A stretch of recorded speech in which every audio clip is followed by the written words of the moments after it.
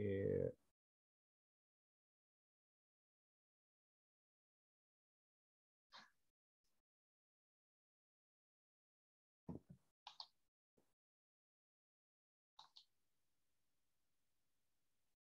bueno, muy buenas tardes a todos. Bienvenidos una vez más a este taller de coyuntura de la Fundación Jaime Guzmán que realizamos vía esta plataforma Zoom en formato webinar. Esta tarde tenemos como invitada a Cecilia Cifuente, economista de la Universidad Católica y magíster en economía también de la misma universidad, investigadora del Centro de Estudios Financieros de la Universidad de los Andes y académica universitaria también. Hemos invitado a Cecilia esta tarde porque, bueno, a partir de lo que se llamó estallido social, se ha iniciado una serie de discusiones y se han aprobado también otras medidas en materia económica en virtud de ciertos diagnósticos que se han instalado en nuestro país. A los retiros del 10% podríamos sumar una serie de debates eh, referidos a temas económicos y de alta influencia o de alta connotación y consecuencias en materia sociales. Me refiero, por ejemplo, al royalty minero, al impuesto a los super ricos, a la rebaja del IVA, paquetes el famoso paquete, ¿cierto?, de los mínimos comunes, referido a un impuesto, a un ingreso familiar de emergencia extendido o de una renta básica universal sobre la línea de la pobreza, la discusión que se ha instalado también, o las propuestas en materia de una pensión básica universal, que ha venido desde el propio mundo de las AFP, de la presidenta de la Asociación de AFP, o el aumento de cotización previsional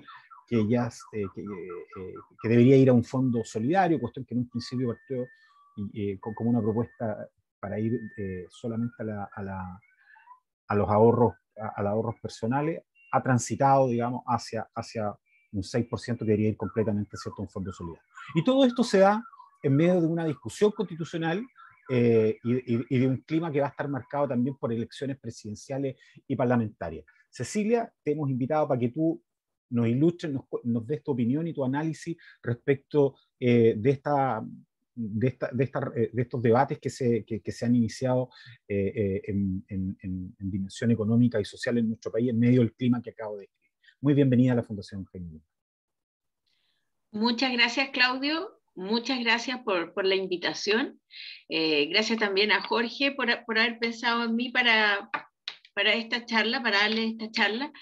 Yo la verdad que podemos discutir bastante el tema de cuáles reformas son las que habría que hacer, cuáles no y por qué, pero me interesa mucho sobre todo, y no sé si algunos vieron una columna que escribí ayer en el Mercurio. Yo tengo la percepción que hay un diagnóstico bastante errado respecto a las causas de los problemas que tenemos. Entonces, si uno toma y cree que las causas son unas y hace reformas para enfrentar las que cree que son las causas, lo que va a pasar es que no se van a solucionar los problemas. Entonces yo creo que aquí es muy relevante entender bien cuáles son las causas de las situaciones que está viviendo Chile y por lo tanto voy a dejar una parte de la conversa para explicarles cuál es mi diagnóstico del problema y para eso se lo voy a respaldar con datos. Y creo que sí. Cecilia, yo voy a apagar mi cámara para dejarte en un primer plano y puedas exponer. Les recuerdo a todas las personas que están conectadas que pueden anotarse con preguntas para una vez que termines de exponer, ¿sí?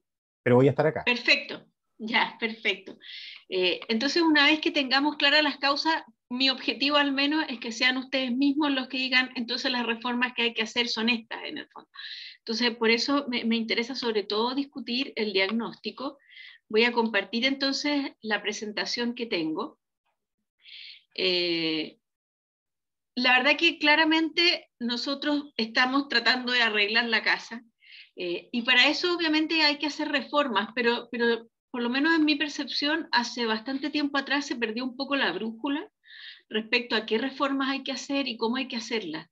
Y eso en vez de lamentablemente solucionar los problemas, en algunos casos los termina por agravar. Aquí, ahí. Bueno, ¿cuáles son los puntos que a mí me gustaría discutir? Primero, ver cómo lo hemos hecho, cómo han sido los resultados de Chile, sobre todo en comparación con otros países de América Latina y con otros países del mundo.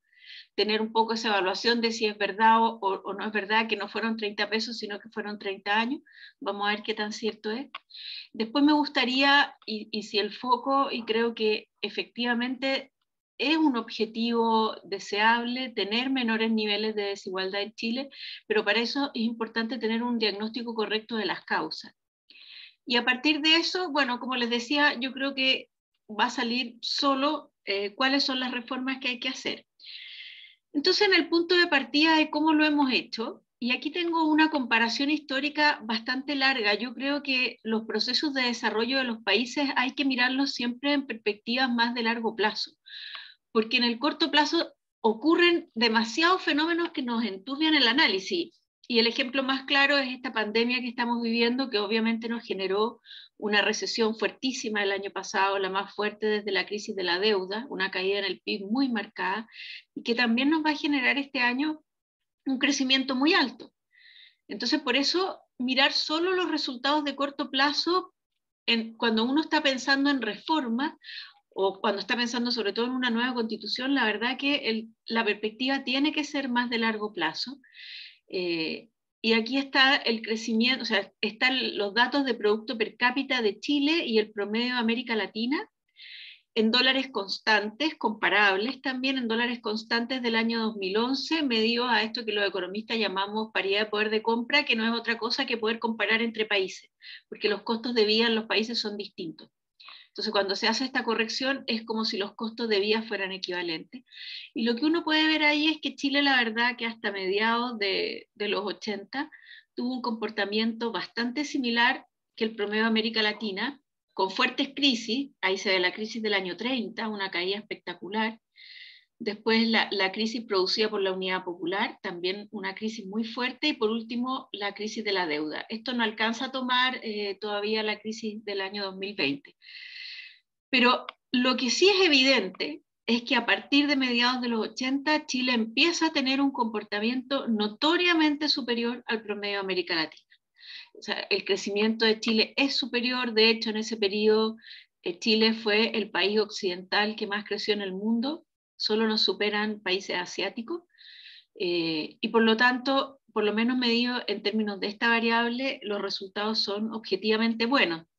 Tengo aquí una comparación y elegí un poco a dedo los países con los que quise comparar a Chile, precisamente por mostrar el efecto que tienen determinadas set de políticas. Entonces aquí tengo a Chile, Argentina, Brasil, Cuba, Perú y Venezuela. Venezuela efectivamente fue el país de mayor nivel de desarrollo en América Latina hasta mediados de los 70, y después también muy buen desarrollo producto del precio del cobre hasta un tiempo atrás en términos de ingreso per cápita, pero ha tenido una caída espectacular. Esta caída acá es la crisis del petróleo de los años 70, que le afectó muy fuertemente a Venezuela, y después la verdad que no recuperó los ritmos de crecimiento que había tenido históricamente. Sí tuvo un efecto positivo en este periodo acá, que es el boom del petróleo, el boom de las materias primas en general. Lo mismo puede uno decir de Argentina. Argentina fue el país más rico de América Latina, pero la verdad que se quedó atrás, y en los últimos años va bastante para abajo después que se terminó también el boom de las materias primas.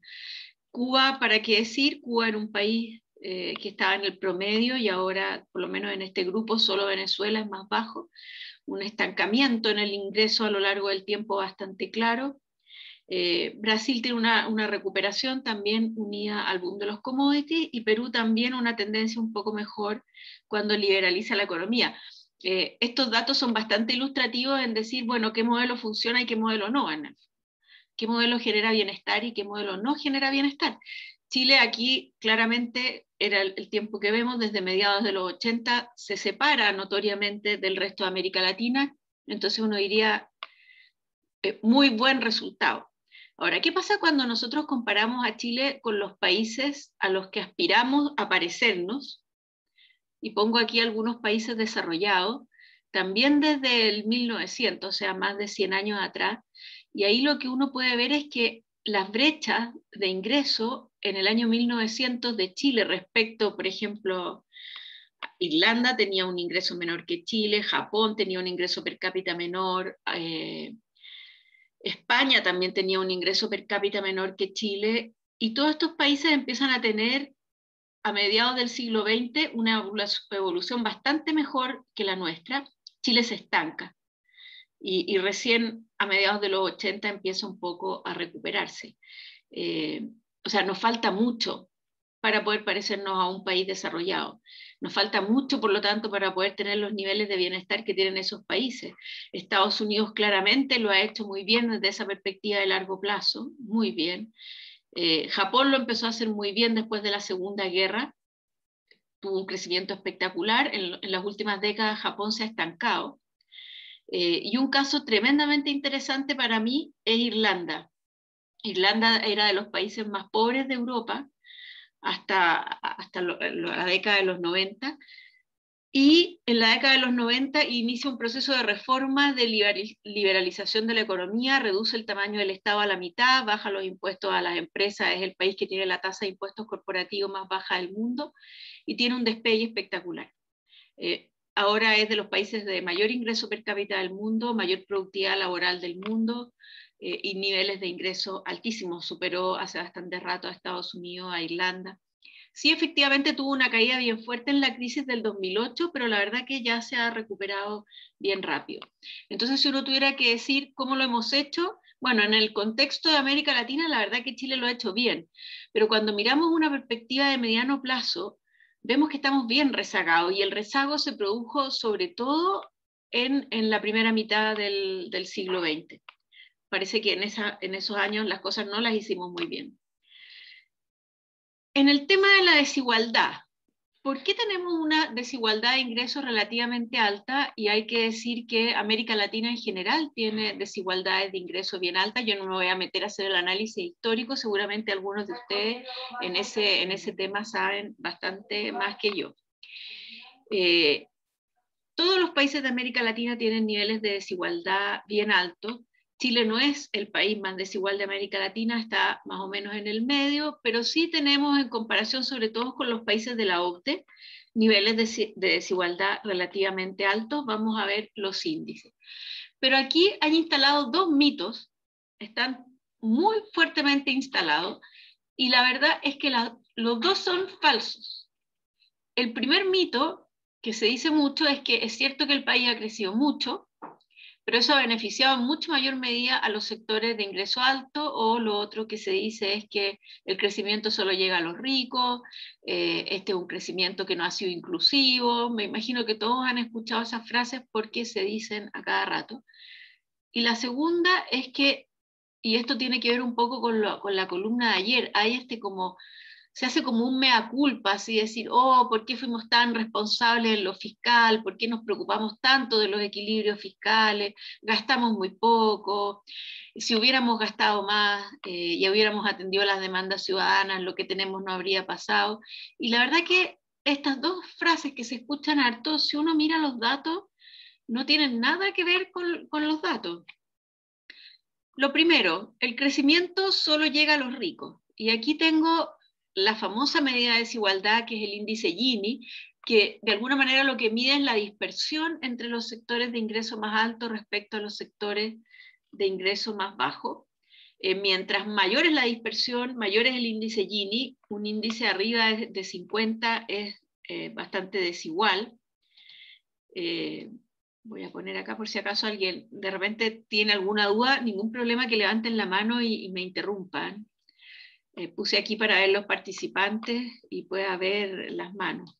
Generalmente, Cecilia, las preguntas las formulamos al final para que puedas exponer tranquila. Perfecto. Ya, pero si de repente hubiera una duda puntual, que no se entendiera un gráfico o algo así, perfecto. no hay problema que me interrumpan. Muy buena idea. Entonces aquí yo comparo los índices Gini de España y Estados Unidos. Obviamente Chile es más desigual que esos países, pero hay un factor bien interesante acá. El Gini de Chile ha caído, mientras, por ejemplo, el Gini en Estados Unidos ha aumentado y en España se ha mantenido constante. el mundo se ha hecho más desigual en las últimas décadas, producto del cambio tecnológico que estamos teniendo, muy sesgado hacia el trabajo calificado.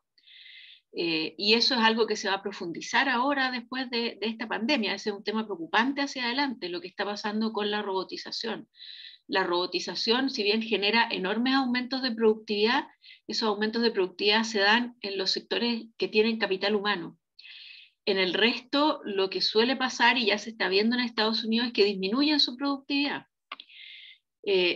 Ahora, aquí lo interesante es que, por definición, si el Gini cae, quiere decir que el ingreso de los sectores de bajos ingresos crece más que el ingreso de los sectores altos, porque si no el Gini no caería. O sea, necesariamente hemos tenido un crecimiento que ha permitido que los sectores de bajo ingreso mejoren proporcionalmente más que los sectores de ingresos altos. Si no, el Gini no estaría cayendo. O sea, eso es un tema matemático. Es falso que el crecimiento solo llega a los ricos. ¿Nos hubiera gustado que el Gini cayera más? Sí, podría ser. Nos gustaría tener un Gini parecido al de los países europeos.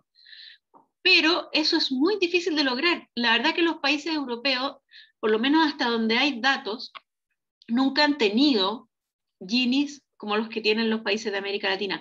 No han hecho reducciones de desigualdad tan significativas, siempre han sido países más igualitarios. Este es un desafío complejo el que nos estamos poniendo por delante, el de bajar la desigualdad. Lo tenemos que hacer, es necesario hacerlo, yo creo que es bueno hacerlo, pero no es fácil. Eso es lo primero que habría que tener claro. No hay una receta, no hay atajo, las políticas tipo Robin Hood no van a resolver este problema.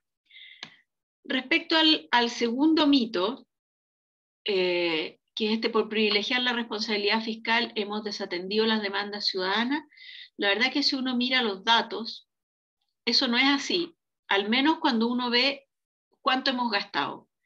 ¿Cómo hemos gastado es otra pregunta? Pero cuánto hemos gastado es cosa de mirar, bueno, ¿y cuánto ha crecido el gasto? Respecto a cuánto ha crecido el ingreso o el PIB.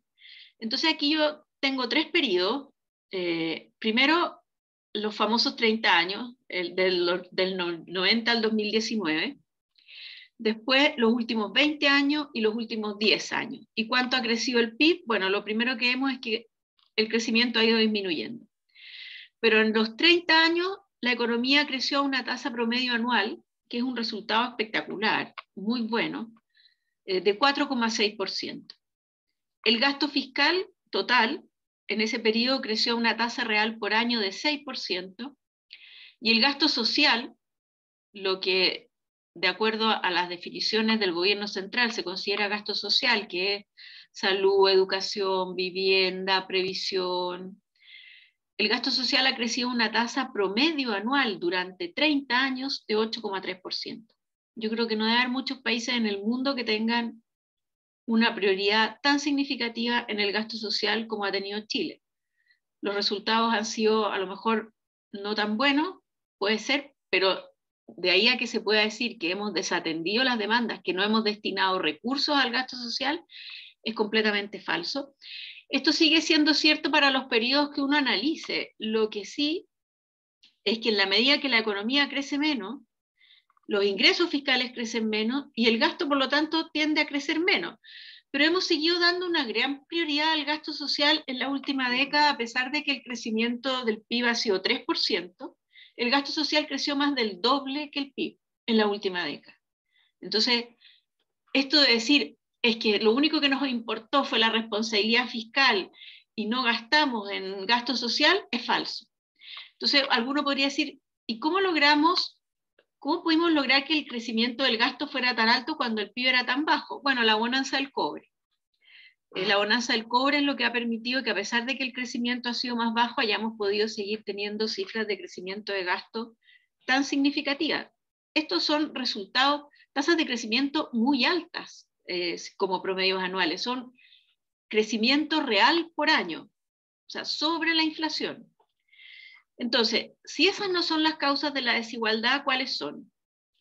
Y yo creo que aquí nada de lo que yo diga les va a sorprender, es bastante evidente. Tenemos brechas evidentes en educación, sobre todo en la educación temprana.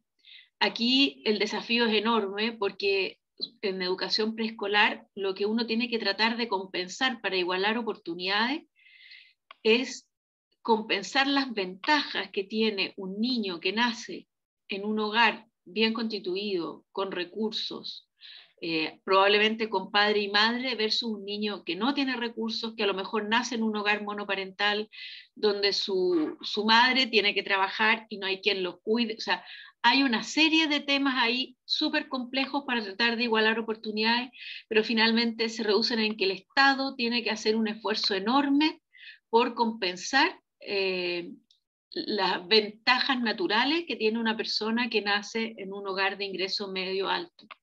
Y eso es educación, calidad de educación, sobre todo temprana.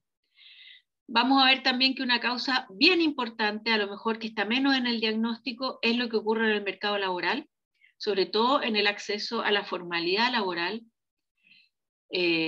Tenemos también la segregación de ciudades como un problema, sobre todo esto se da muy especialmente en Santiago, y esto a la vez es causa y consecuencia de la desigualdad. La desigualdad en sí misma va generando barrios más segregados, pero esos barrios más segregados van generando que los sectores que viven en barrios más vulnerables tengan peor acceso a servicios. Está este tema que se habla de la falta de movilidad, yo lo pongo entre signos de interrogación, porque la verdad es que los indicadores de movilidad social no muestran un resultado malo para Chile, pero al parecer, y esto sobre todo está muy presente en la mirada de las personas que viven en Chile, que vienen de otros países, que plantean que esta es una sociedad muy clasista, muy cerrada, y por lo tanto yo lo he escuchado tanto de personas que nos miran de afuera, que uno tiene que decir, bueno, probablemente algo de eso hay, o sea, somos una sociedad relativamente cerrada a lo mejor.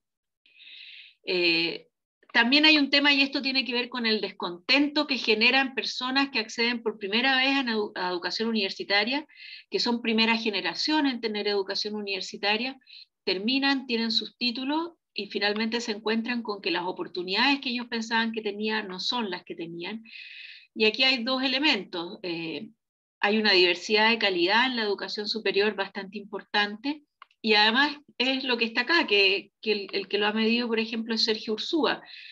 Ha sido tan fuerte el aumento de escolaridad, la cobertura de la educación superior en Chile, que efectivamente los retornos de esa inversión han caído. Hay mayor oferta de profesionales y por lo tanto caen los retornos de esa inversión.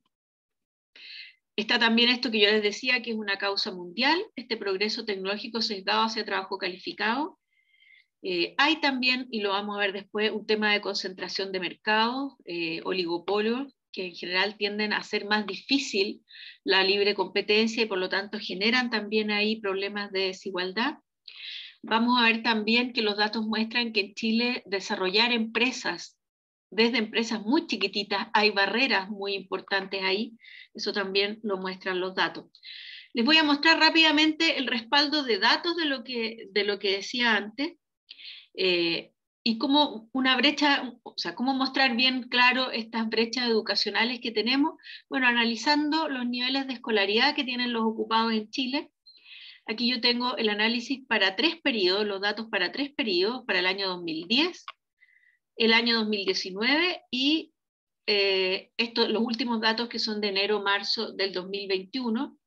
¿Qué porcentaje de los ocupados, o sea, cuántos de los ocupados nunca estudiaron? Y aquí está en miles, el último dato es 26.000 ocupados, no tienen ningún tipo de estudio, esto ha mejorado respecto al 2010.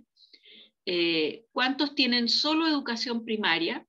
Y aquí también hay una mejoría, pero ojo con esto último de acá, porque esto en realidad se debe a dónde ha caído la ocupación, producto de la pandemia. ¿Cuántos solo tienen educación secundaria, o sea, apenas terminaron cuarto medio? Y nosotros lo que podemos ver entonces es que en Chile el 60% de los ocupados en Chile no tiene educación superior. A ver, me esperan un segundo que lo voy a pedir a uno de mis niños que...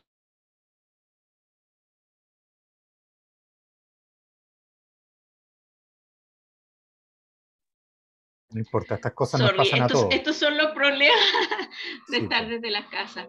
Sí, por supuesto, El 60% de los ocupados no tienen ningún tipo de educación superior, entonces hay hay que tener aquí conciencia de que a pesar que hemos avanzado mucho en escolaridad, todavía tenemos este problema que un porcentaje mayoritario de los ocupados no tiene el capital humano suficiente para insertarse en las exigencias del mercado laboral actual.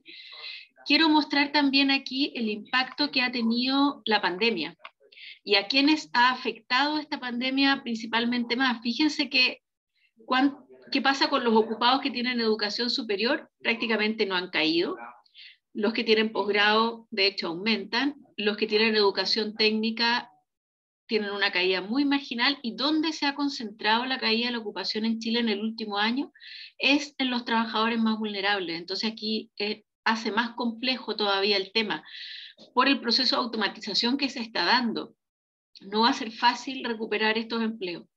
El desarrollo tecnológico avanza muy rápido. Creo que aquí queda bastante claro cuál es el desafío de reforma que hay, que no es fácil, que es el tema de capacitación laboral. Tenemos que darle herramientas a estos trabajadores. Después, ¿qué pasa con la ocupación? Y aquí este es un tema que sale muy poco y yo lo encuentro tremendamente preocupante, porque uno podría entender que en una sociedad con diferentes niveles de escolaridad hubiera diferencias de salario por hora importantes de acuerdo a los deciles de ingreso. Pero en Chile, además de eso que se da un fenómeno más grave, que es que las personas de bajos ingresos no trabajan, no acceden al mercado laboral. Y aquí están las tasas de ocupación, qué porcentaje de las personas en edad de trabajar está ocupado, y la definición de ocupado es que trabajó 1 hora o más en la semana anterior a la encuesta. No es muy exigente la definición. Por deciles de ingreso. Y después les voy a mostrar cuántos de estos tienen un empleo formal, y ahí el tema es dramático. Solo el 30% de los hombres en edad de trabajar en el 10% más pobre está ocupado, y solo el 20% de las mujeres. Aquí hay desigualdad en el acceso al mercado laboral.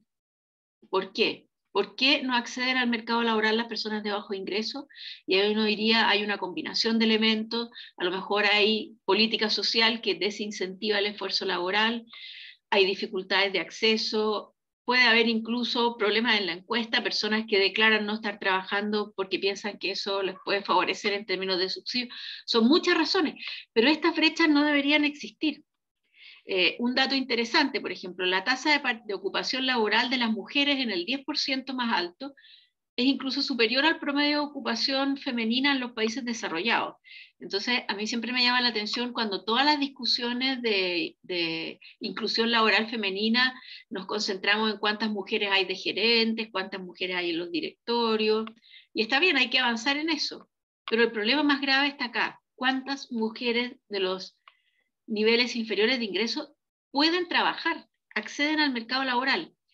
Vean cuando esto lo hacemos por ocupación formal, o sea, personas que tienen un empleo formal, con leyes sociales, con cotizaciones. Ahí el tema es el doble de grave todavía. Solo el 15% de los hombres del 10% más pobre tiene un empleo formal, versus el 60% en el 10% más rico. En las mujeres solo el 7% tiene un empleo formal versus el 56% en el 10% más rico. Estos son datos CACEN, están hasta el 2017, no hay CACEN 2019. Probablemente todas estas cifras se van a deteriorar cuando conozcamos la próxima CACEN.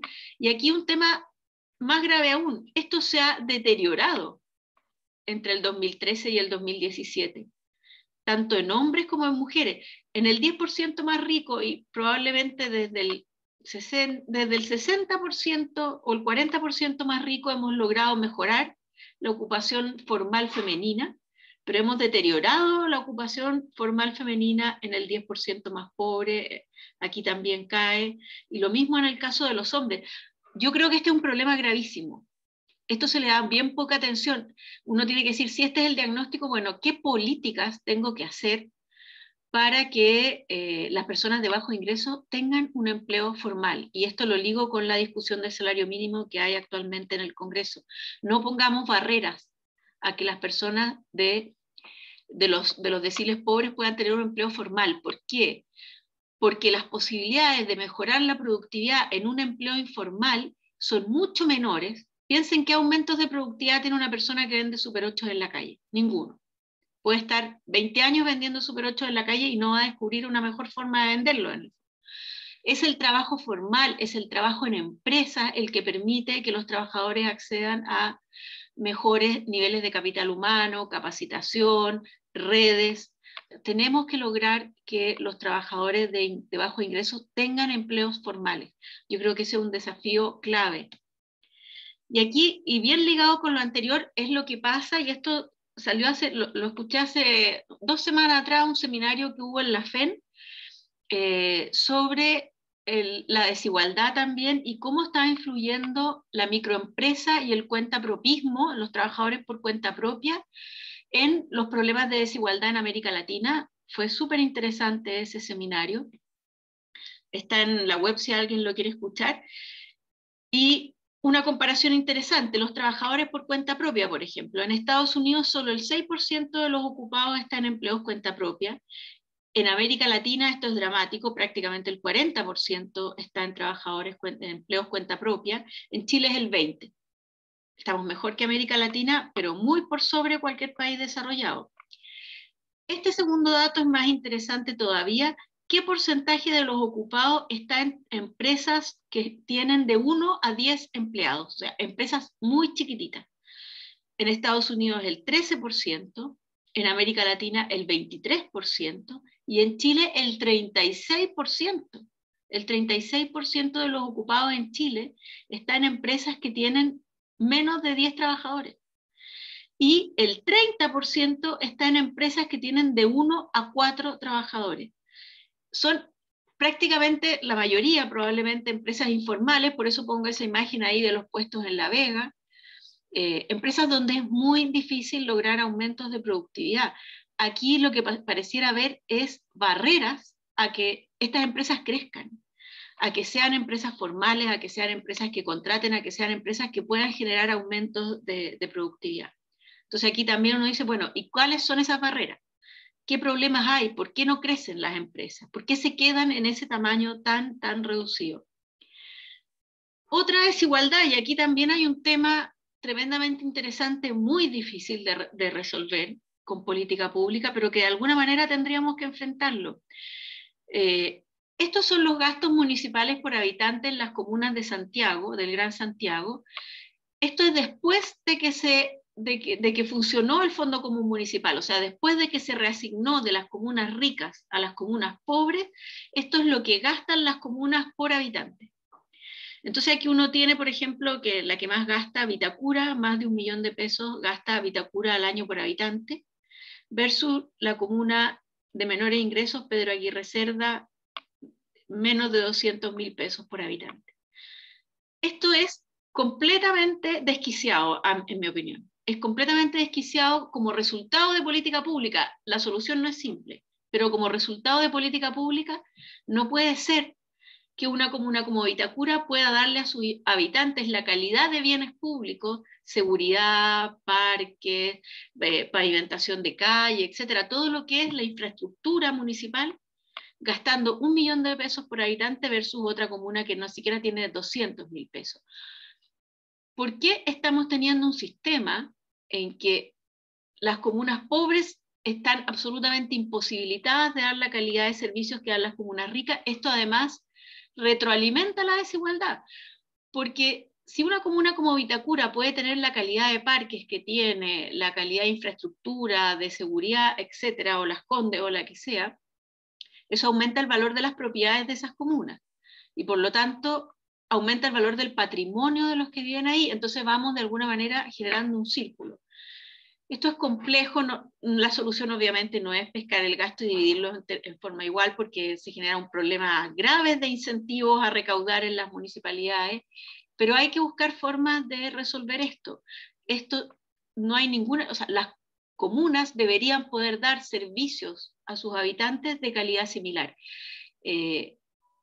La Pintana debería poder tener un parque como el Parque Bicentenario. Debería poder dar a sus habitantes ese tipo de desigualdades, de alguna manera yo creo que son las que irritan a las personas. porque no tienen una justificación, a mi juicio, no tienen una racionalidad que permita explicar algo de este tipo. Y de esto quiero hablar un poco de las reformas necesarias. Yo voy a dejar para la conversación después las dudas que tengamos sobre reformas más concretas y específicas. A mí lo que me interesa aquí es delinear los puntos centrales. Y lo primero que quisiera decir es que si nos queremos parecer a Dinamarca, bueno, tenemos que llegar a ese nivel de ingreso per cápita. Si nos queremos parecer a un país desarrollado, la única posibilidad es crecer. El crecimiento es el único camino y lamentablemente creo que en esto hemos perdido la batalla en términos de ideas, pero yo por lo menos declaro que voy a morir con las botas puestas diciendo esto, porque esto es completa y absolutamente cierto. No vamos a resolver el problema repartiendo la riqueza, no vamos a resolver el problema repartiendo la torta. Yo he hecho incluso cálculos, ¿qué pasa si uno al 10% más rico le quita el 30% y lo reparte en el otro 90%? Le entregamos a cada familia, a cada persona 30.000 pesos más mensuales. Eso no resuelve absolutamente nada en el fondo.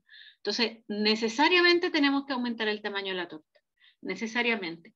Entonces, necesitamos volver a crecer. Las reformas tienen que tener el foco de cómo afecta esta reforma al crecimiento económico. Yo creo que no podemos perder esa mirada. Y el problema que tenemos en términos de crecimiento es que finalmente el crecimiento en el largo plazo viene de la productividad. ¿Qué es lo que es la productividad? Con la misma dotación de factores, hacer mejor las cosas. Está vinculada a la tecnología, a mejorar la tecnología. Y si uno analiza el crecimiento de la productividad en Chile, y aquí también tengo un periodo desde el año 66, fue bastante errática en la segunda mitad del siglo pasado. El mejor periodo que tiene la historia de Chile, de toda la historia desde la independencia hasta ahora en términos de productividad, es el periodo que va entre el año 86 y el año 97, este periodo de acá. En ese periodo la productividad creció en promedio a más de 2,5% al año, por lo tanto ya da una base de crecimiento súper significativa. Desde ahí en adelante, si uno calcula el promedio de todo este periodo de acá, da un crecimiento promedio al año de 0,3%, o sea, está estancada la productividad, hace más de 20 años está estancada la productividad en Chile. Yo creo que esto no está en el diagnóstico bien claro. No lo hemos hecho tan bien, yo les mostraba los resultados, sí han sido 30 años espectaculares. Entonces uno diría, bueno, ¿y cómo logramos en este periodo? ¿Por qué crecimos entonces si no hicimos las cosas mejor? Y aquí entra el tema de la bonanza del cobre, que fue súper relevante para generar crecimiento, pero no para generar productividad. Entonces eso, y ahí creo que hay parte de estos diagnósticos equivocados, está bastante como asentada la idea que es fácil que los países crezcan, y la verdad que no. El desafío de crecer es muy complejo. Yo me acuerdo cuando salió elegido Sebastián Piñera a fines del 2017 y se generó una mejoría de expectativas súper significativa, y el 2018 fue un muy buen año. No fui yo la única que lo dije, hubimos varios economistas que dijimos, ojo, que aquí el desafío por delante es muy complejo, se le ha hecho un gran daño a la productividad cayó en los 4 años del segundo gobierno de Michelle Bachelet, las reformas de ese periodo atentaron en contra de la productividad, fueron negativas, son reformas difíciles de corregir, difíciles de compensar. Yo estaba convencida que Piñera tenía un desafío complejísimo, porque además tenía que hacer eso con un Congreso en contra. Entonces, la verdad que creo que se inflaron demasiado las expectativas. Creo que una de las cosas que tenemos que hacer ahora en adelante es volver a decir que la tarea que tenemos por delante es muy difícil. No es fácil que los países crezcan, no es fácil. ¿Por qué fue tan alta la productividad en este periodo? Yo creo que aquí hubo una combinación de reformas pro productividad, fuertemente pro productividad, que se hicieron en el gobierno militar. A esas reformas pro productividad se sumó el año 90 el retorno a la democracia, que obviamente es muy positivo en términos de estabilidad de reglas del juego. Se sumó un muy buen gobierno de Patricio Aylwin. En retrospectiva tengo que decir que creo que ha sido el mejor gobierno de todos los que hemos tenido en el último medio siglo, que mantuvo las reformas del gobierno militar y a través de una política amplia de acuerdos siguió aprobando reformas. Se dio una combinación virtuosa entre solidez institucional y un modelo económico apropiado, y eso permitió resultados muy positivos. Pero ese impulso reformador que tuvieron, yo creo que los dos primeros gobiernos de la Concertación, en algo el gobierno de Lagos, el primer gobierno de Bachelet, hubo reformas importantes. La reforma previsional me parece que fue una muy buena reforma, pero no es una reforma pro productividad. Entonces las reformas pro productividad yo creo que se abandonaron después del gobierno de Lagos, y no hemos hecho mucho más y los resultados están a la vista. Lo mismo pasa si uno mira las tasas de ahorro e inversión en Chile. Este es el mejor periodo. Vean lo que ocurrió en la segunda mitad de los 80, después de la fuerte crisis que tuvimos, la crisis de la deuda, cómo subieron las tasas de ahorro e inversión en Chile en forma espectacular. Una combinación virtuosa de buenas reformas, la reforma de pensiones que incentivó el ahorro, la reforma tributaria que incentivó el ahorro. Tuvimos muy buenas tasas de ahorro e inversión en los primeros años, después viene la crisis asiática, cae muy fuerte, se recupera aquí fuerte la inversión. Pero esta recuperación de la inversión y del ahorro acá tiene mucho que ver con el ciclo de los commodities. Una vez que se acabó el ciclo, la verdad que vamos hacia abajo. Y este gráfico que hice ayer me parece que es tremendamente ilustrativo para mostrar el problema que tiene Chile como país actualmente. Estos son el crecimiento medido en promedios móviles de 5 años. Este es el mejor periodo, entre el año 86 y el año 97. Fíjense algo bien interesante de este mejor periodo de crecimiento. El precio del cobre fue malo en términos históricos. Estos son precios del cobre en términos reales en dólares de 2020.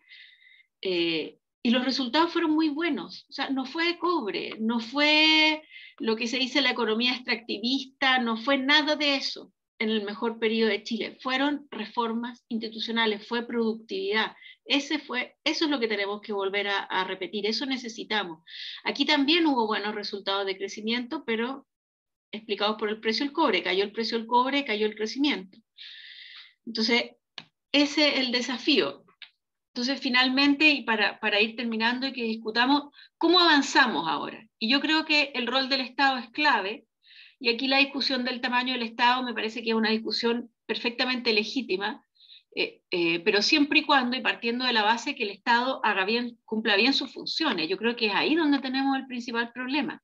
El Estado tiene un rol fundamental en avanzar en igualdad de oportunidades.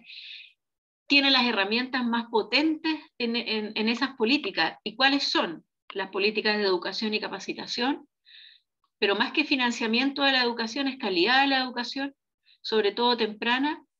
Tiene un rol fundamental en salud, porque esa también es una política clave para igualar oportunidades. Tiene un rol clave en seguridad pública, tiene un rol clave en pensiones. Yo también, a mí me gusta también la propuesta de la pensión básica universal, la podemos discutir. Y tiene este rol clave en que la infraestructura de ciudad, la calidad de vida que tienen las distintas personas, no esté dada por su nivel de ingreso. La infraestructura de ciudad me refiero, por ejemplo, a temas de políticas de transporte y a todo lo que tiene que ver con que las personas, a pesar que a lo mejor tengan casas que valen menos, tengan casas de menor tamaño, jardines más chicos, pero tengan bienes públicos, tengan infraestructura en sus ciudades. Y ahí el rol del Estado es fundamental. El que ha hablado harto de este tema es, se me fue en este minuto el nombre, un arquitecto, bueno, después me voy a acordar, pero se ha metido mucho en este tema. Iván Poduje tiene propuestas tremendamente interesantes en estos temas. Bueno, y el otro desafío es aumentar la productividad. ¿Y qué hacer para aumentar la productividad? Yo aquí quiero destacar que, y esta creo que fue la mejor reforma del segundo gobierno de Bachelet, que creó la Comisión Nacional de Productividad. Esta comisión lamentablemente no tiene roles, o sea, no tiene roles compulsivos en el sentido de que no puede hacer políticas públicas, pero hace sugerencias de políticas públicas. Yo cada cierto tiempo reviso los informes que hace esta comisión, las propuestas que hace.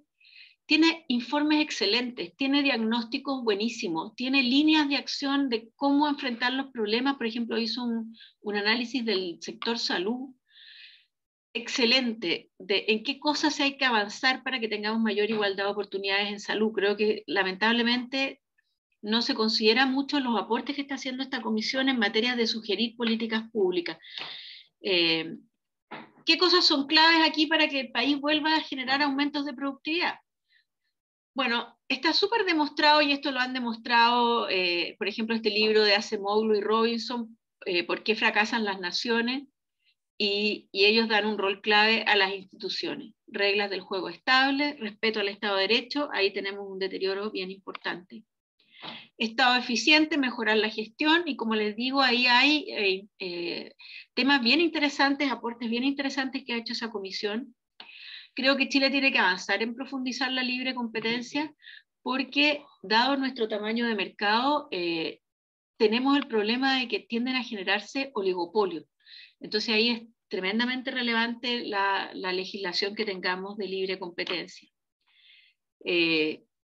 Temas de normativa laboral, pro formalidad.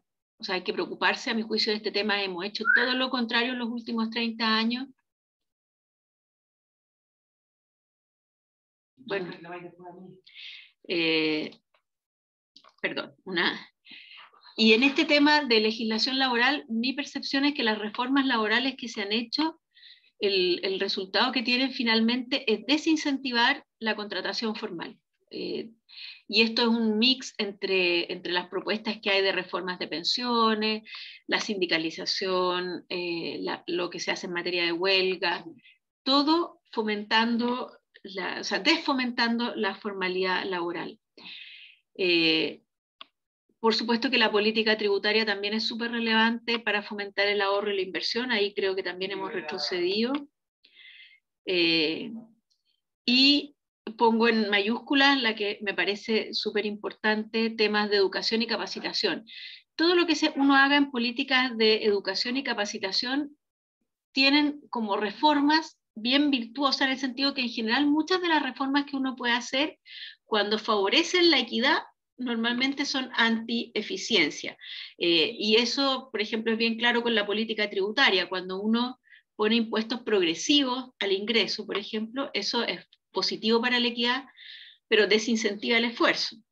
En cambio, todo lo que uno haga en materia de educación y capacitación son políticas que favorecen la equidad y la eficiencia en forma conjunta. Por eso son tan relevantes. Esos son los puntos que yo tenía, y entonces dejo de compartir para que podamos dedicar un tiempo a dudas, preguntas, comentarios. Gracias, Cecilia. Bueno, ha sido muy, muy completa tu exposición, te lo agradecemos. Yo honestamente tengo varias preguntas, pero por honor al tiempo voy a tratar de reducirla, y te pediría también que tú pudieras ser sucinta en la respuesta, porque hay otras personas anotadas, digamos, ¿ah? Y porque sabemos que tienes un compromiso después. Cecilia, mira, lo primero, o sea, muy breve, yo lo voy a redondear. Yo creo que algo de esto respondiste, pero lo quiero mencionar igual. ¿Ha vuelto Chile a ser hoy día, porque dijiste que en los 90, y a propósito del reconocimiento al gobierno Patricio Elwin, dijiste que Chile, más que ser extractivista, fue capaz de ser un país productivo? Hemos vuelto a ser extractivistas, perdimos la productividad, son ambas cosas con un problema. Lo segundo que a mí me parece, al menos en términos políticos, plantear, a mí me hace de todo sentido lo que tú dices, Cecilia, pero yo creo que tú compartes conmigo al menos el que hoy día la voz de la economía, en tanto tecnocracia o en tanto voz de experticia, está muy distante, parecer ser, de la voz o de la racionalidad, o del país que fuimos, o de la política, ¿no? Basta ver cómo ha funcionado al menos el Congreso el último año, ¿no? Los últimos 2 años en nuestro país. Entonces, ahí te quiero preguntar, ¿qué debiera ocurrir en nuestro país para que esas voces vuelvan a dialogar. Esas son mis dos preguntas para abrir este espacio que nos queda. Súper buenas las preguntas, sobre todo la segunda. Vamos a ver si logro decir algo respecto a la respuesta a eso. A ver, respecto a esta idea de la economía extractivista, bueno, efectivamente en el periodo que Chile tuvo el boom de materias primas, Chile fue, después de Venezuela, el país que más se benefició de este boom que tuvo China en el fondo, de este crecimiento espectacular de China, que a nosotros nos cayó como maná del cielo. Yo alguna vez calculé cuánto nos había significado eso solo en exportaciones de cobre, porque además tiene una serie de efectos multiplicadores en toda la economía, pero solo en exportaciones de cobre, los chinos nos regalaron en esos años 200.000 millones de dólares por el aumento de precios. O sea, que eso es prácticamente en ese minuto más que lo que era el PIB de ese momento. O sea, fue un regalo súper significativo. ¿Cuánto fue? Disculpa. 200.000 millones de dólares. El petróleo a Venezuela le generó 400.000 millones de dólares. Por eso Chávez pudo hacer lo que hizo en el fondo. Chávez se lo gastó todo y eso y más allá, como quien dice. Chile no, Chile pudo ahorrar parte de esa bonanza y eso es lo que nos ha permitido ahora enfrentar la pandemia en realidad.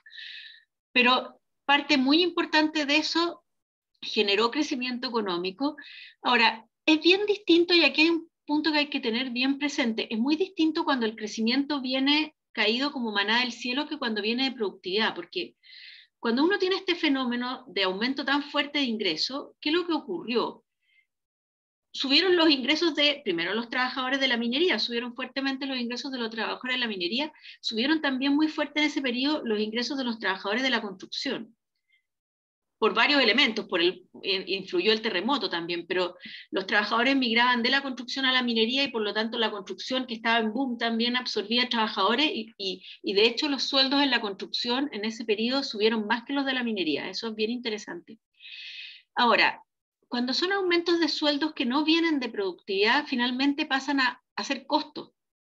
Entonces, esos aumentos de costos generan un país que se encarece. Cuando se habla, este país es más caro, bueno, porque por ejemplo la vivienda se encareció fuertemente en ese periodo. Acceder a vivienda ahora para una persona de clase media en términos de su ingreso se ha encarecido mucho, entonces queda un poco esta percepción de hubo bonanza, pero como que alguien se la comió, uno piensa. Y claro, porque aumentaron los costos de vida de alguna manera. Cuando los aumentos son por productividad, no se da ese fenómeno tan marcado. Entonces, ahí hay que tener claro que es preferible crecer por productividad que crecer por bonanza de commodity. Esta economía en este minuto no tiene nada de economía extractivista. Y ahí, porque Guille lo pone harto en Twitter, eso, entonces yo le mando las cuentas nacionales a Guille, porque le digo, a ver, ¿dónde está la economía extractivista? Esta es una economía que el PIB, el 70% del PIB son servicios. Esta es una economía de servicios. La minería representa un 10% del PIB. Entonces, sí es verdad que cuando los precios del cobre suben, se generan rentas para un sector y ahí uno puede discutir de qué forma podemos lograr captar esas rentas. De hecho, se modificó el royalty hace algunos años. Hay que ver qué espacios quedan para lo que se está proponiendo ahora, es un poquito exceso en ese sentido. Pero de ahí a que el desarrollo de Chile venga de las materias primas, la verdad que uno mira la matriz insumo-producto y está nada más lejos de la realidad. Y respecto al tema de la tecnocracia, yo no tengo una respuesta, fíjate, o sea, muchas veces entre economistas nos hemos dicho, parece que no somos muy pedagogos para explicar, parece que no nos entienden, parece que cuando vamos, y yo este proceso lo viví porque antes en Chile, cuando se hacían reformas, íbamos los técnicos al Congreso y nuestras opiniones pesaban y crecientemente empezaron a pesar menos y fuimos bautizados como la tecnocracia y ya desde el segundo gobierno de Bachelet nos invitaban al Congreso a exponer, pero era para hacer un check porque no nos escuchaban. Después nos decían, está muy bonito tu informe, pero esto no me da ni un voto. Entonces yo no sé cómo se hace para que los argumentos que damos los técnicos tengan más peso. Creo que si hay una falla que hemos tenido como sector político es en el tema de comunicar. Y a lo mejor, claro, necesitamos más asesoría en estos temas, necesitamos poder convertir nuestras ideas en formas más simples para que lleguen a las personas, siempre vamos a tener la dificultad, creo yo, de que vender el discurso de Robin Hood es muy fácil.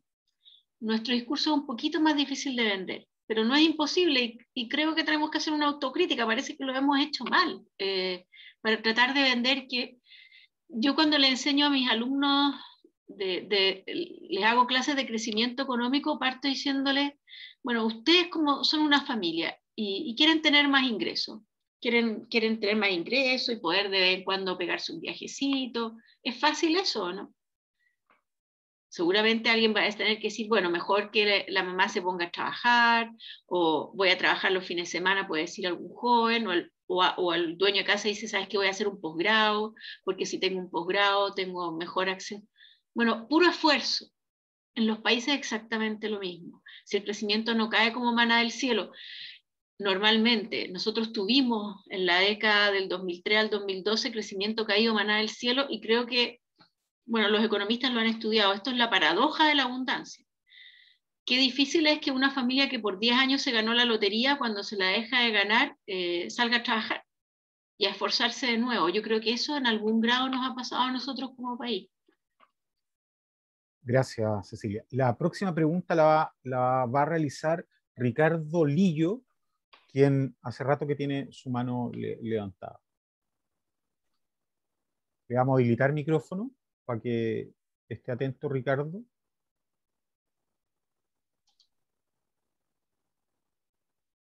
Ricardo, hola. Hola, profe, ¿me escucha? ¿Prendo Sí, la cámara o perfecto. así? Hola, Está profe, ¿me escucha? perfecto. Sí, te Para escucho mí, perfecto, Ricardo. hoy un gusto conocerla, profe. Yo soy republicano y tuve la suerte de escuchar en una clase de economía que usted hizo sobre economía en Idea Republicana. Sí, me acuerdo, sí. Así que ahí aprendí mucho. Yo de verdad estoy recién empezando en esto en la política. Y Cuéntanos, más, Ricardo. bueno, Mucho yo ánimo entonces. Eso, mucho ánimo. me presenté de concejal y me parece súper interesante el tema que usted está planteando digámoslo así, de los errores de las inversiones que se hacen en diferentes municipios. Pero también yo quería hacerle una pregunta que yo vi en la realidad, que digamos así, que es las personas que trabajan en las municipalidades no son realmente capacitadas para presentar proyectos o que también tienen poca preparación. Entonces, estas municipalidades no se actualizan no crecen. Y así tienen problemas de infraestructura, de salud, de educación y de seguridad pública. Lo que yo quería preguntarle a usted, ¿cómo uno, entrando en esto de la política, se podría más perfeccionar en esa área? Y en el tema de los proyectos, porque en la Sí. oficina tienen estas personas, que es el CEPLAC, nunca, casi nunca presentan proyectos. Entonces, ¿cómo nosotros podemos enfrentar estas realidades como digamos así, futuros políticos en cargos administrativos como en alcaldes o concejales? Que yo siento que ahí está mayor parte de la desigualdad, porque hay comunas que son muy cercanas a la que yo soy de Granero, y hay comunas que son muy diferentes en comparación a Granero, Granero está muy desactualizado. Eso, Ya, profe. gracias, Ricardo. Sí, mira, es un tema súper relevante, creo yo, el tema municipal en este desafío de tener menor desigualdad. Las soluciones son bien complejas. Yo no soy experta en estos temas. Se han hecho, sí, propuestas de técnicos bien interesantes de cómo mejorar gestión, porque aquí el problema es que, y yo por eso decía, no sacamos nada con pescar toda la recaudación municipal de todas las municipalidades y dividirla perfectamente igual entre todas. ¿Por qué? Porque las municipalidades, de partida, ninguna municipalidad tendría entonces incentivos a recaudar ingresos, porque si después voy a recaudar y se los va a entregar a otras, entonces ¿para qué recaudo? Entonces ahí tendríamos un problema serio. De alguna manera, uno tiene que establecer que las municipalidades tengan una estructura de incentivos para buscar, o sea, por ejemplo, cobrar contribuciones, y que puedan apropiarse completamente de ese ingreso, o que el Estado las compense por contribuciones que no, porque aquí casi todas las propiedades están exentas.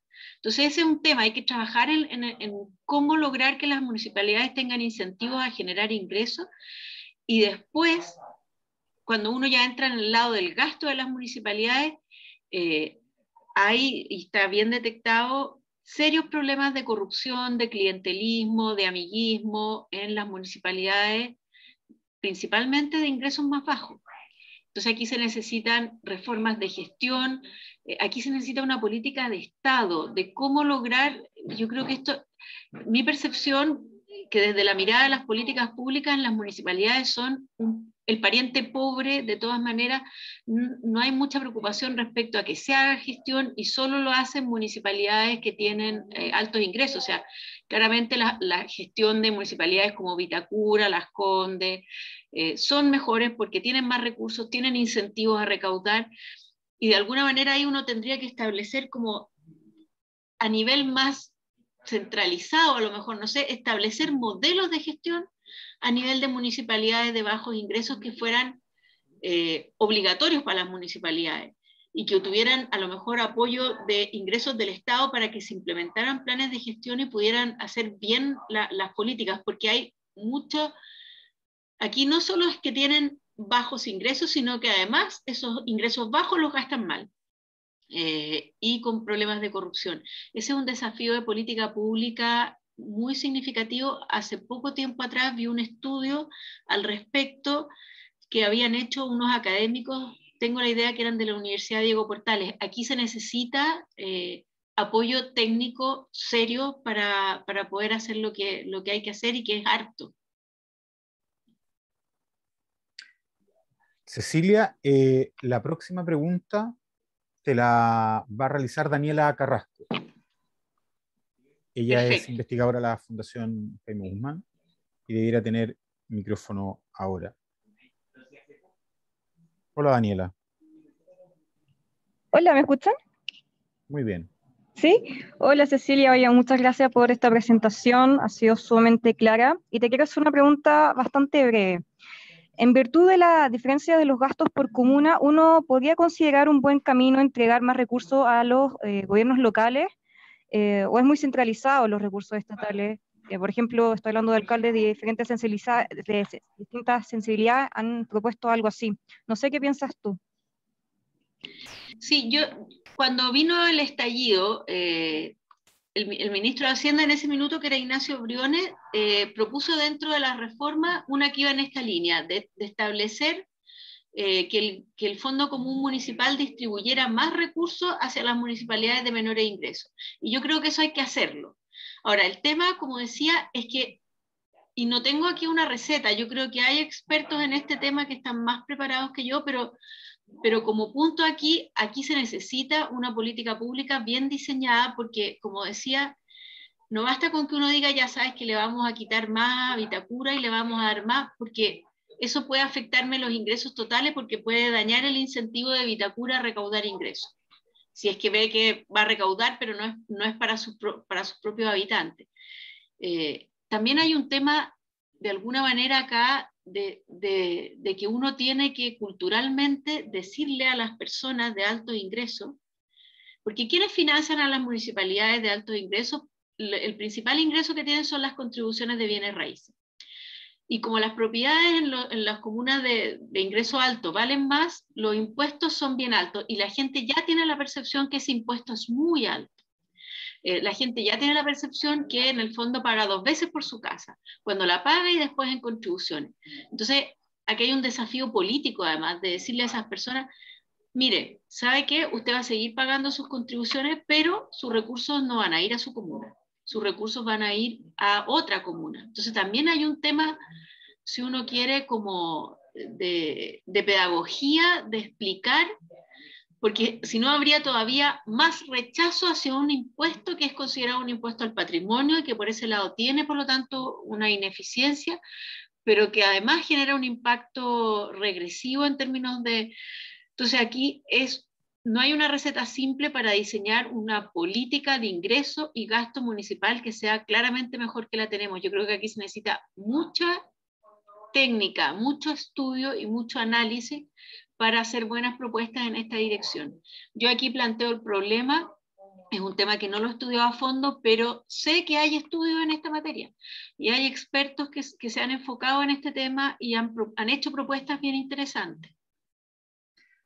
La penúltima pregunta la va a realizar Chiara Barchiesi, que está conectada pidiendo la palabra. Cecilia, le vamos a dar ahora a Chiara la palabra para que pregunte. Hola, Ahí sí. te escuchamos súper bien. Hola, ¿Está bien muchas gracias pronunciado? por la ¿Está charla. bien Hola. pronunciado? Chiara Barchiesi. Ah, ok.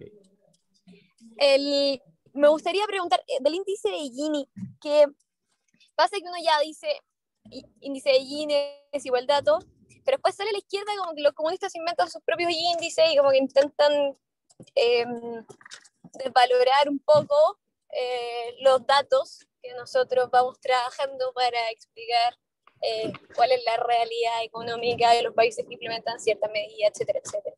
O también, por ejemplo, no sé, la otra vez en un debate yo decía, ya, el sistema económico que permitió bajar la pobreza un 50 a un 8%, ya, pero es que esa es la pobreza, ¿cómo era? Ya no me acuerdo que todo el concepto que usaban. Sí, No sé sí, qué. no es, Entonces, eso, entonces un poco cómo ¿Cómo se cómo contrasta ese poder discurso? entender bien las cosas que uno mismo, o sea, los datos, porque estos gallos inventan cualquier cosa, o sea, afectan directamente lo que uno está sí, diciendo. sí, mira, a ver, respecto a la medición del Gini, yo las mediciones que uso al final, el Gini es una medición compleja, sobre todo, a ver, aquí la medición de ingresos cuesta en general porque siempre se dice que las personas de muy altos ingresos subdeclaran sus ingresos. Ahora, yo tengo la percepción que eso también se da con los sectores de bajos ingresos, porque las personas piensan que si declaran ingresos pierden beneficios sociales. Entonces, de alguna manera, el problema de la medición no está radicado solo en los sectores de ingresos altos, está radicado en todos los sectores. Las mediciones, por lo tanto, son imperfectas, pero hay sesgos hacia los dos lados. Siempre se dice que no, es que tú nunca vas a captar en el Gini al 0,1% más rico porque sus ingresos, no sé, los tienen cuadros de Picasso. Y ya, o sea, siempre hay como, ok, pero también tienes sesgos en la medición de los ingresos del resto. Entonces, al final lo que uno tiene que hacer es, esto es lo mejor que tengo para medir, esta es una medida que es comparable a nivel mundial, el Banco Mundial es una organización que en esto tiene bastante prestigio, yo por lo tanto me voy a quedar con estos indicadores que además me permiten comparar entre países. Si el de Chile está malo, cuando yo lo compare con el de Estados Unidos, bueno, en Estados Unidos hay el mismo problema, o en España hay el mismo problema. Por lo tanto, con este indicador, que es el indicador oficial, que es el que da más credibilidad, yo puedo ver que Chile tiene mayor desigualdad que los países desarrollados, pero en Chile ha caído la desigualdad. Y al final, ya cuando empieza esta discusión del dato, al final, yo siento que al final es como buscar algún argumento para poder rebatir, pero no tenemos otra forma de hacerlo al final. ¿En base a qué?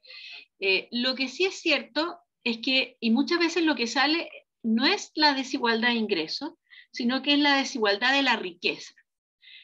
Y efectivamente, si uno mide la riqueza, la desigualdad es mayor que la del ingreso. Precisamente por este tema de que las personas que tienen ingresos altos tienen a veces bienes patrimoniales que no generan ingresos directos, y por eso doy el ejemplo es qué pasa si yo tengo 10 cuadros de Picasso. Eso me genera nada de ingreso, pero soy tremendamente rica en el fondo. Entonces, siempre va a pasar que la medición de la desigualdad a través de la riqueza va a ser mayor que la medición de la desigualdad a través del ingreso, pero a mi juicio la relevante es el ingreso, no la riqueza, porque eso es lo que de alguna manera determina la calidad de vida y el acceso a bienes que tú puedes tener. Tratar de igualar la riqueza es algo absolutamente imposible a mi juicio. Y además es una medida tremendamente fluctuante porque al final lo que se mide ahí, sobre todo para los más multimillonarios, es cuánto valen las empresas que tienen y vemos cómo fluctúan los precios de las acciones. Entonces, además es una medición tremendamente inestable la de la riqueza. Es bastante imperfecta. Y respecto a tu pregunta de pobreza, la pobreza medida por ingreso efectivamente cae en Chile desde, y medida con la misma canasta, porque la canasta ha ido cambiando, pero si usamos la misma canasta, cae de 68% el año 90 a 8,7% el 2017. Esa es la medición de pobreza por ingreso. Eso es indiscutible. Eso es lo que mide el Programa de Naciones Unidas para medir la pobreza en Chile. Hay otras mediciones de pobreza que también son válidas y que efectivamente hablan que cuando hablamos de pobreza multidimensional, la cifra más alta está en torno al 20%. Pero esa también ha caído. Entonces, el punto aquí relevante, sí, tenemos problemas por delante. ¿Cuál es el mejor camino para resolverlo? Y no hay ningún camino posible para solucionar ni la desigualdad ni la pobreza que no tenga como ingrediente básico, esencial y necesario el crecimiento de la economía. Si no, es inviable avanzar en ninguna de las dos. La próxima pregunta la va a realizar José Manuel Valdivieso, Cecilia.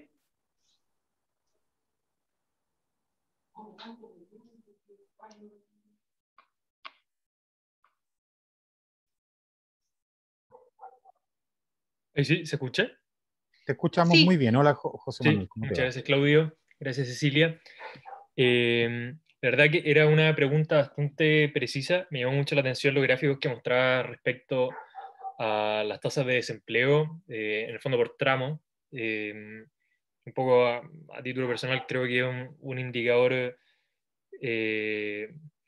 súper grande respecto a las necesidades que tiene el país, sobre todo en materia de crecimiento. Creo que no hay mejor política pública que, en el fondo, que haya pleno empleo o avanzar hacia eso.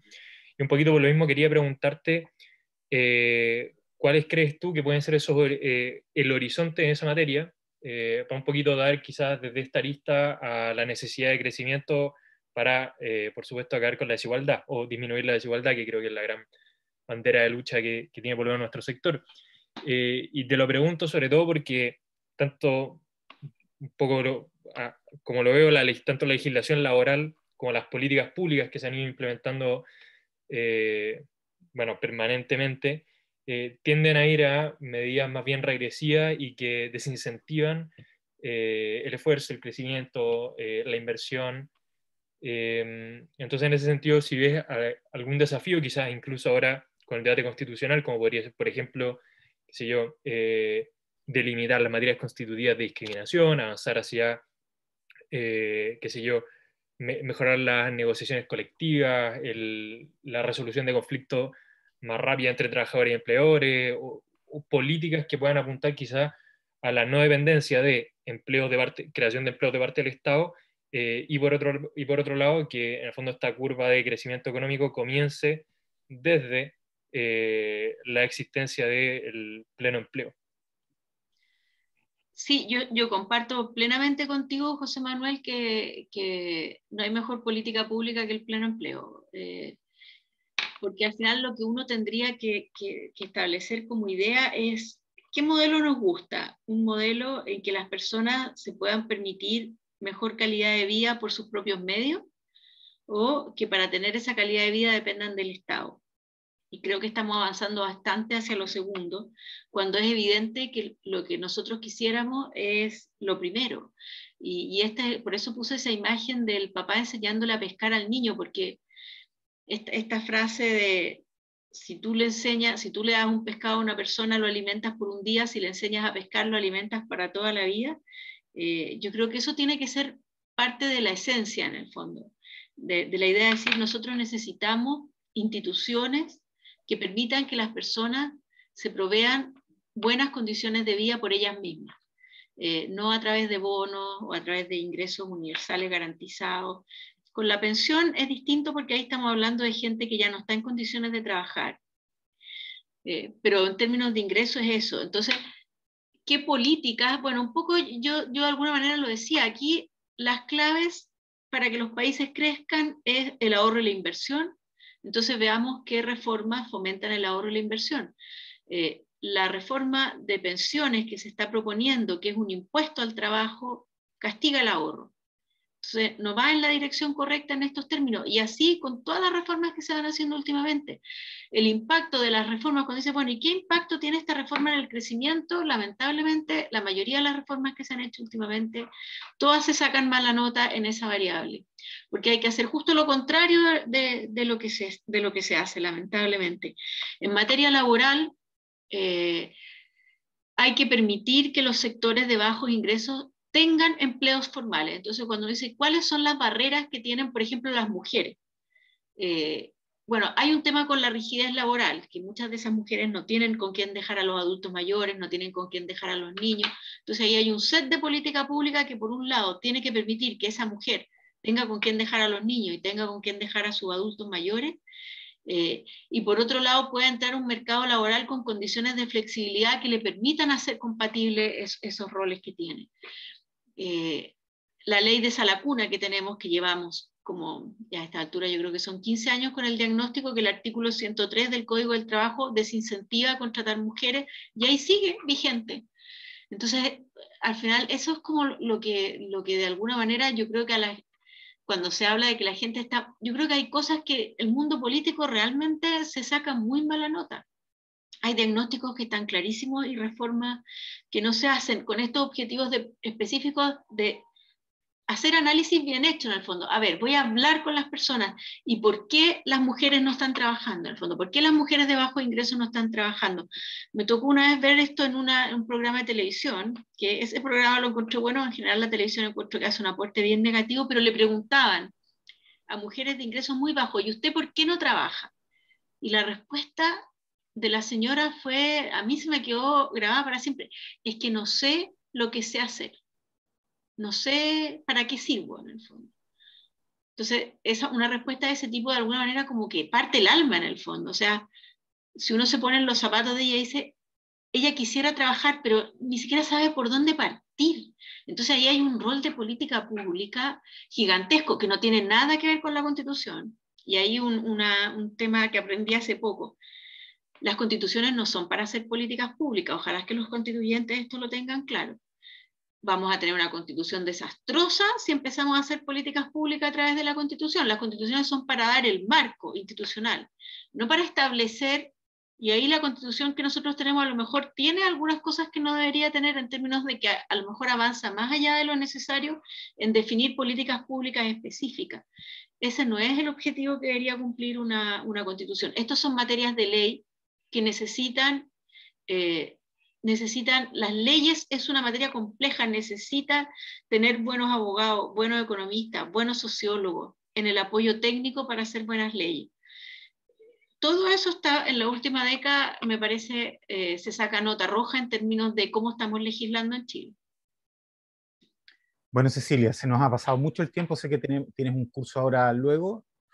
Le quiero agradecer a todas las personas que se han conectado, las preguntas que nos han quedado en el tintero. Muchas gracias por la cordialidad, por la disposición, por la claridad. Los temas económicos nunca son fáciles, así que, bueno, eso requiere este reconocimiento y agradecerle a todas las personas que se han conectado. Adiós, Cecilia. Bueno, yo les agradezco mucho la invitación. Los felicito a todos de ustedes que se están embarcando en el servicio público. Creo que necesitamos muy buenos servidores públicos, tienen un rol clave en sacar este país adelante. Así que todo el ánimo y cada vez que necesiten, si les puede servir para algo que les explique, yo feliz se lo explico. Todo el apoyo a las personas que se están dedicando a esto, que yo creo que en este minuto está más difícil que nunca. Así que muchas gracias. A ti, que tengan muy buena tarde todos. Adiós, Cecilia, que te vaya muy bien. Adiós, que estén muy bien.